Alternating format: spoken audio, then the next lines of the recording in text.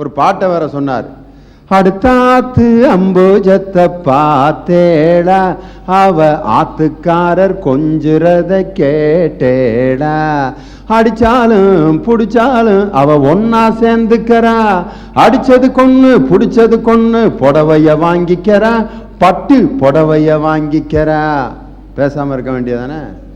இவன் சொல்றான் அந்த பொம்பளை பத்தி, மூன்றெழுத்த மூணு சோவும் பார்த்தது நீ தாண்டி, சினிமாவுக்கே சம்பளம் போனா புடவைக்கு ஏதேடி, பட்டு புடவைக்கு ஏதேடி.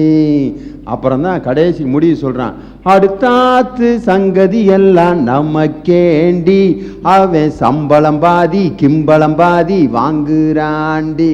பேசாம இருக்க வேண்டியதானே? அதுக்கப்புறமாவது உடனே ஏட்டிக்கு போட்டி பேசாதேடி பட்டு, பேசினா என்ன விட்டேளா ஒரு குட்டு.